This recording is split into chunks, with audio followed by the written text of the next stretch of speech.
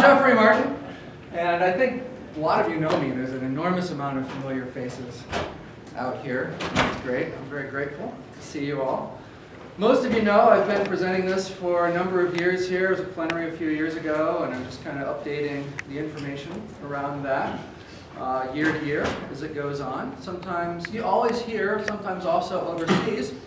And what a great lead-in that last one was, right? That last talk was just absolutely fantastic.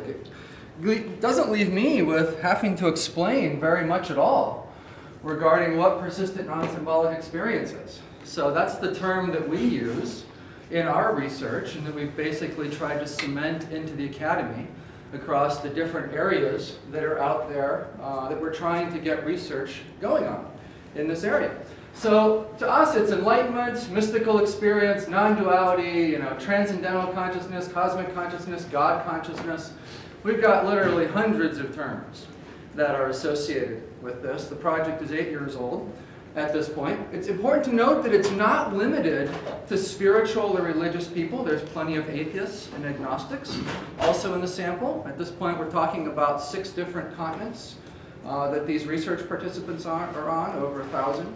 Research participants at this point, lots of labs, lots of universities involved. I actually got the term non-symbolic consciousness from a Suzanne Cook-Greuter paper.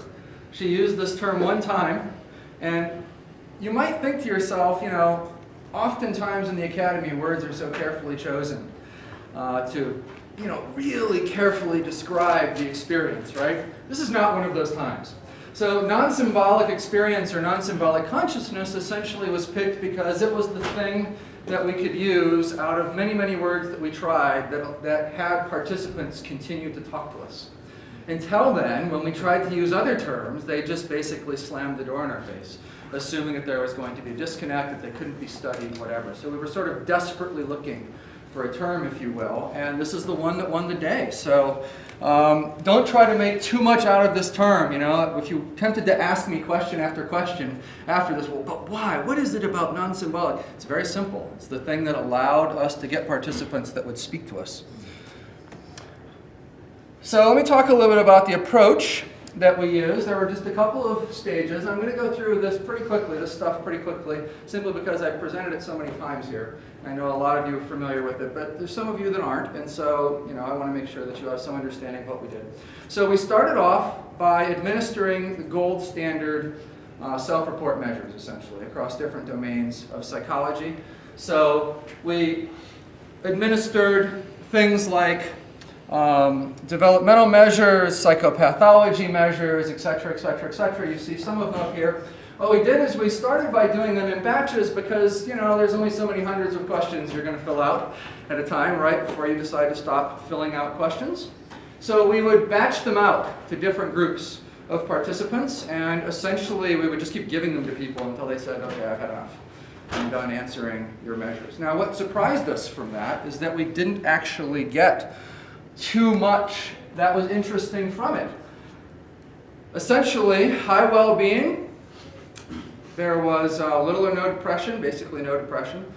Very low to no anxiety. But that was about it. There wasn't like some common personality trait. There wasn't, they were basically normal. So I was really disappointed by that because we put a lot of effort into, getting it to that point. A lot of money, a lot of time, like a year and a half of our life or so up to that point. And I was thinking to myself, man, this just didn't show anything.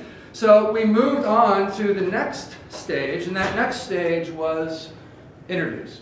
We literally would sit down with someone for as long as they would allow us to sit down with them. I'm not kidding when I say that you basically had to kick me out of your living room.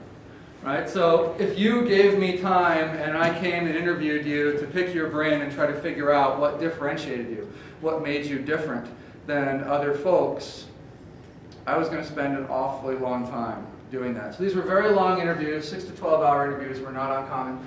One thing that we did that was different than everybody else, and I'm not going to read slides to you, you guys can read the slides.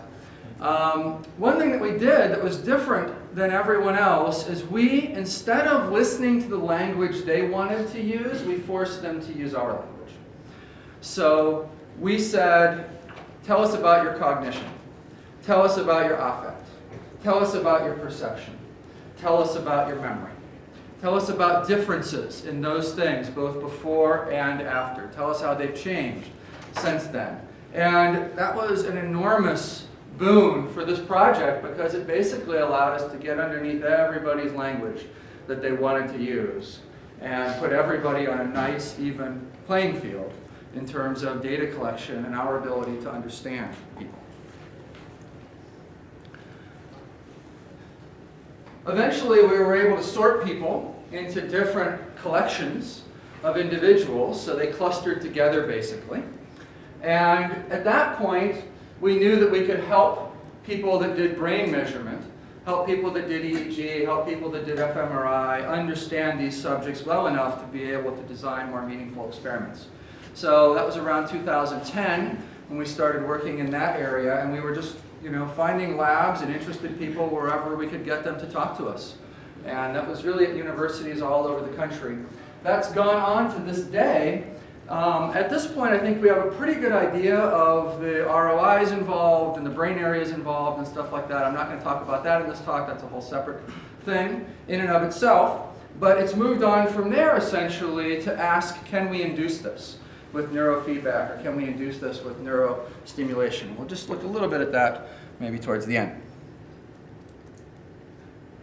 So who are our participants? I like to say, frankly, if I filled this room up, half with our participants and half with, ordinary people, which may or may not actually include people from this conference, right? Ordinary people pulled off the street, you would not probably be able to tell the difference. If you were circulating among, unless somebody was wearing robes or something, unless we pulled somebody from a religious tradition that had a certain garb. If they were dressed like the rest of us, essentially you could talk to them, you could do whatever, and you probably couldn't pick them out. These are some real subjects, these are some public people. We try very hard not to have an enormous number of public teachers and stuff like that. Most of our sample is just ordinary people who are out there, they have regular jobs, they're living ordinary lives. That's the kind of data and stuff that interests me. And in fact, there are some in this room watching this presentation right now. And I doubt, probably looking around, any of you could pick out who they are. Maybe even some of you who don't know each other that are in this sort of classification. So they're all over the map demographically. You're really talking about people who are super achievers all the way on down to broke and homeless. Some are religious, some are spiritual, some are atheists, some are agnostic, some were religious, they're no longer religious, some weren't spiritual, now they are spiritual. There's a mix. Because we've tried to have a relatively representative sample, in our sample, there are more religious and spiritual people because we really wanted to be able to go across different traditions and make sure the different traditions were represented in them. There's a couple of biases in there. They're skewed towards men. It's about 60–65% or so men versus women, and I've hired a couple of people to take some serious stabs at that, like some women who really thought that was a strong criticism. We'd done something wrong with our sampling, surely they could find more women or whatever. So I said, fine, here, take a crack at it. And they came up basically with the same mix. So there seems to be something about that, and we've kind of verified that across not just our sample, but across other samples, across some different institutions, things like that. It is heavily skewed towards Caucasians. We did start here. Eventually we did expand the research into Asia and into North Africa and into South and Central America, but that was sort of towards the end. The bulk of it was initially in the US and Europe, so it's a pretty white group in our core group of participants. And everybody speaks English in some way. So that's another bit of a bias there. So let me talk about what shook out of this, these sort of buckets, these clusters. Now, it's important to note that there aren't like 4 magic clusters, right? So there aren't 4 magic groupings of data. In reality, if we wanted to, we could make this 8, or we could make this 6. But when you look from a very high level, it's easy to organize the data into 4 sort of broad categories. But within each one of those, there's all kinds of sublocations. And so I'm sure that in years to come, researchers will come along and they'll choose to skin this in different ways. You know, maybe there will be a 12 location continuum that someone will find more helpful for some reason or whatever. For right now, it's easy to talk about 4 because, as you'll see, the data just sort of conveniently clusters at a very high level with these 4 locations. I also want to caution you that there's more than 4. It is possible to sort of fall off this current map of 4. So there's a 4 plus, but there's so few people that we have run across that are sort of beyond 4 on this continuum that at this point I really hesitate to talk much about what might be beyond that, because it's primarily speculation more than anything else. And this is not. This is, you know, these are good data groupings at this point. Okay, so some people land in one of these locations, and some people land and move. Some people land and deepen. So a deepening, if you think about location 2, for instance, has actually a whole range of sublocations. Well, if you're closer to location 1 than location 3, and you land in location 2, you can land across that range of locations. So your experience might be a little more flavored, like location 1. Or if you land further into location 2, it might be a little more flavored, like location 3, for example. So when I talk about deepening in a location, what I'm really talking about is moving from this side, the left side, to the right side, but within that single location. When I talk about moving between locations, I mean maybe you landed at location 2, and then something happened, you had an additional shift, things changed quite considerably for you, and now you're in location 3. Typically it's a linear move. You can jump over locations, but that's not very typical. And typically it's a forward progression, not a reverse progression, but again, not always. So let's talk about what each one of these are, just sort of in broad terms. And can everyone see that? Is it hard to read in the back? You're good. You're okay? Okay. Because I'll read it if you can't read it, but otherwise I'll just talk naturally about it. All right, so there's a couple of things that happen here. First of all, not everyone has an instantaneous shift. Across all of this whole continuum, the one thing that is typical is a shift in what it feels like to be you. So there's a shift away from an individualized sense of self, if you will, a normal sense of self, to something else. And what that something else is, that shifted to, is culturally dependent, ideologically dependent. In some cases, there's some genetic influences that are in there that we're only just beginning to start projects around unraveling later this year. So, for instance, when you transition, let's say you land in location 1. It's going to be very common for you to report that you've had a reduction in the thoughts in your head. In fact, you might say something to me like, all of my thoughts are gone, or all of my thoughts went away. But that doesn't actually turn out to be the case. Now, a tiny percent of people actually have their thoughts increase.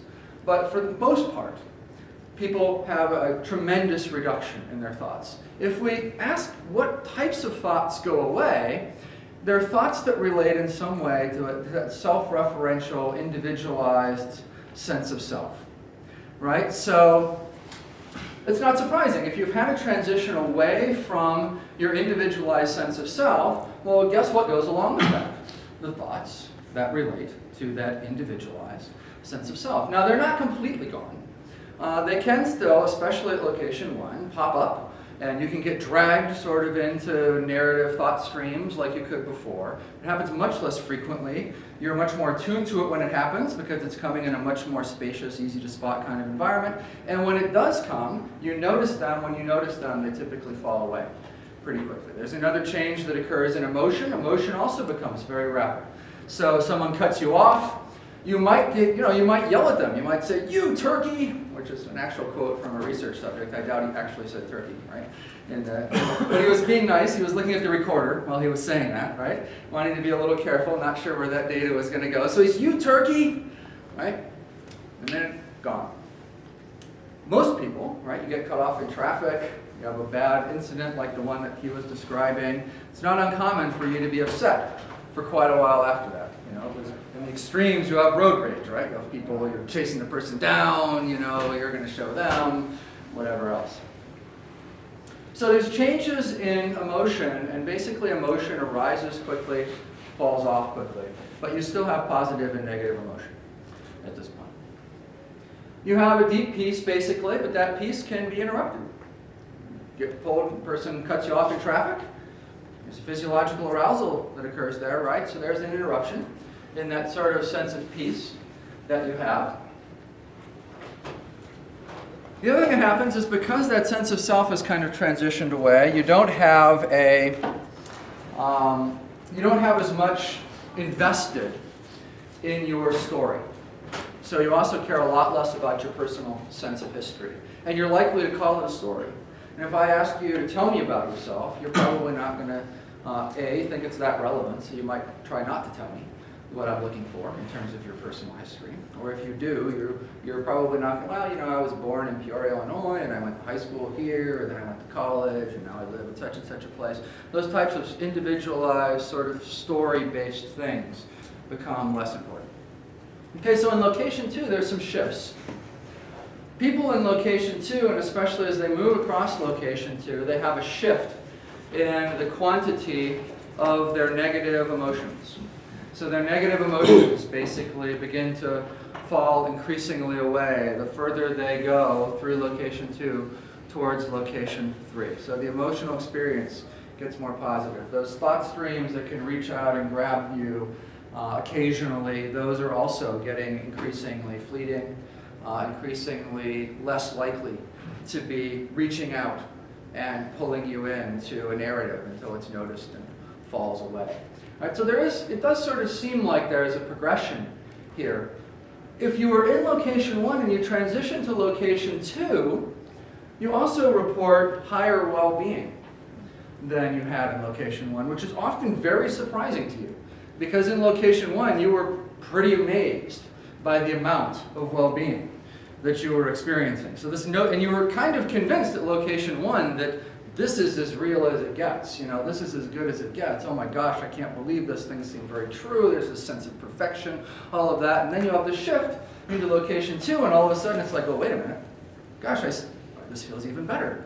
And there's kind of an even deeper sense of truth, if you will, and all of that going on, right? So the people who make a shift, they're less likely to be dogmatic about this. Because once you've had a deep experience of truth that feels so profound that no one could possibly talk you out of it, when that's changed to another sense of truth that feels even more like that, naturally you start thinking to yourself, hey, maybe there's some more of these. Right? And so before that, if you just stay at one location, you're likely to be very dogmatic about this is the right experience, and what you're describing to me, maybe it's location 3 or something, what you're describing to me, you know, that's not the real version of it. This is the real version of it. There's that kind of resoluteness that goes along with this. But for those, a relatively smaller percentage of people that do make a transition between locations, that kind of dogmatism becomes much more difficult for them.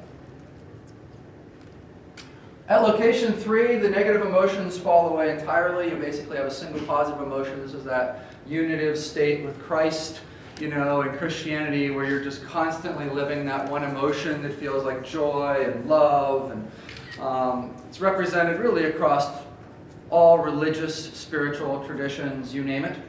And it is reported by a certain percentage of subjects. Again, as you go down here from location 1 to location 4, there's fewer people, bless you, that are experiencing this.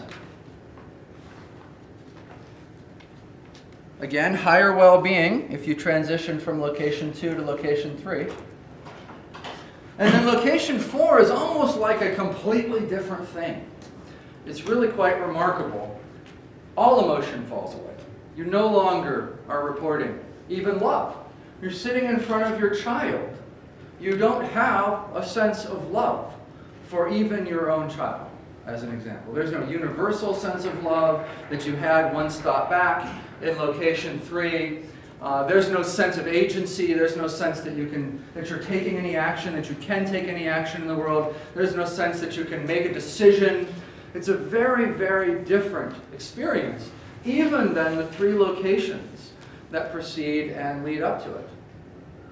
And there are a lot of people, in case you're wondering, at location 3, that look at location 4 and think to themselves, wow, I don't really want to go there. I'm pretty happy at location 3. Location 3 rocks. I don't know about that dual emotion thing. I kind of like this merger with God sort of thing. I don't want God to fall away. I don't want a sense of everything being consciousness to fall away.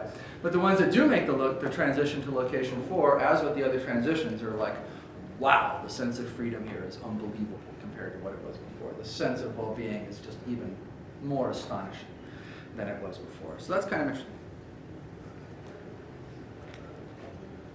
So getting there's a few different ways to get there. Some people it just happens, and this is just the mystery category. Don't really know what to think of it. Out working in a field, boom, hits you. Try to dig into the person's history, figure out who they were before, and who knows?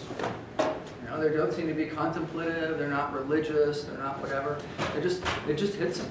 They had no practice, they had no frame of reference for it. They often think that they've gone crazy, even though they feel great. Right? Suddenly they're gone, basically. That individual person that they were is just missing. It's just nowhere to be found, and so they're concerned about their mental health, even though they're feeling so good. So that's one category. It's sort of the other/mystery category associated with this. Second group of people who are depressed, deeply depressed. And, the razor blade is just right at their wrist. They're just ready to end it all, and then boom. Obviously, that doesn't work for many people. There are many people that slice the razor blade right through, right? So we're not sure why some people have that shift and other people don't. Other people, continue basically with their suicide attempt or whatever. So the third group is people who are trying to get there in some way, right? So maybe they're practicing contemplative prayer or centering prayer or something like that if they're Christian, or maybe they're practicing some form of meditation from one of the Eastern traditions, whatever. But they're making an active, concerted effort in that direction. Looking ahead at getting there, here's a couple of directions that we've been talking about almost since the beginning, when we sort of were visualizing the early research arcs. And one of the things that, for us, early on we were kind of thinking to ourselves, boy, it would sure be convenient if we didn't have to travel so much and, have difficulty trying to find all these people and then convince them to participate in research. So very early on we sort of thought, well, it'd be great if we could just get some of them and then, we'll just scan their brains with fMRI, EEG, MEG, whatever else, and we'll kind of figure out what's different, and then maybe we'll just be able to create a neurofeedback protocol, that will be able to train brains in that direction. As you'll see on the next slide, create a neurostimulation protocol of some kind. That turned out to be a very long, slow path. It is being worked on by people out there. However, the ROIs, the regions of interest in the brain that relate to this, are pretty deep in the brain. And so if you have a real-time fMRI machine, real-time feedback fMRI machine, you can get some real-time feedback going in those deep brain areas. However, with EEG and other technologies like that, it's pretty tricky. We also took a look at some of the stimulation routes. So Mikey, the person who was up here a minute ago helping out with the projector for the Mac, has been involved with a lot of sort of the technological side of how is it that we could use technology to induce this. Also, Gino Yu is another person you can talk to. He's over here, kind of laying on the floor up here. And there's different types of technologies that we could imagine using for this. We've really tried a lot of them, all of the ones that we really can at this point. So we've even gone through like TDCS and things like that. And at this point, we think it's probably going to have to be one of the new ultrasound technologies that are coming out. So we're probably still a year or two away from really being able to more meaningfully play with that. But so there are some tracks, that we can visualize, making this a little bit more objective. The problem with both of these tracks is that it's going to take a while to get the EEG stuff working, to hit deep enough in the brain with few enough electrodes for it to be more widely available for people. And the same is true, basically, with this type of stimulation technology. So in the meantime, we're pushing all of that ahead And we're also doing just some kind of interesting experiments. One of the things that Mikey suggested when we were in Hong Kong working with Gino a couple of years ago was to take a look at what's in our data set in terms of what's actually worked. We have this enormous data set.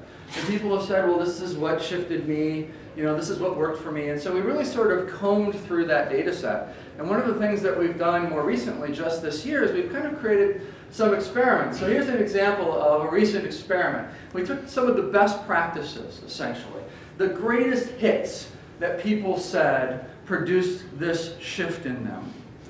And we combined them in a certain way based on the data. So you will try, one this week, one the next week, one the week after that, another one the week after that, as an example. For 4 months, they're mostly not taught by me or anybody else that's associated with the center. They're taught by experts in each of those methods areas, which just because of our research, we basically, have connections to along. So it's divided up into a couple of classes in one course, and this is an example of a really early beta with just 6 people, 3 men, 3 women, 2 super happy, 2 normal, 2 incredibly down in the dumps. And what's come out of this so far, there's 3 weeks left in this particular, so this is really sort of advanced results.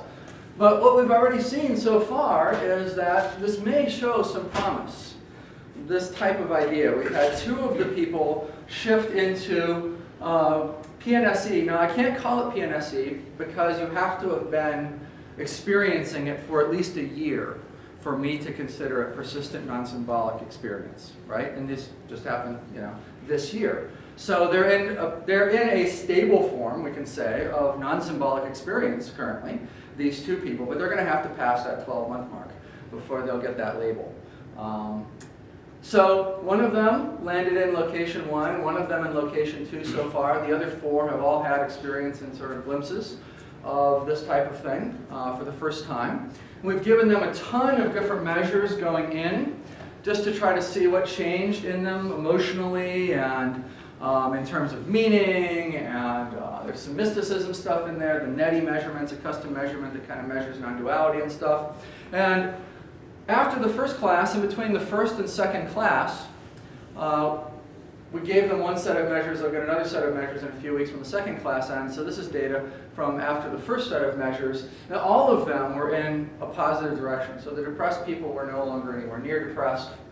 The happy people got even happier, which is unusual in positive psychology. Oftentimes super happy people don't get happier. They don't squeak in that last extra little, point something on the happiness scales, but these people did, and they were pretty surprised by that, actually.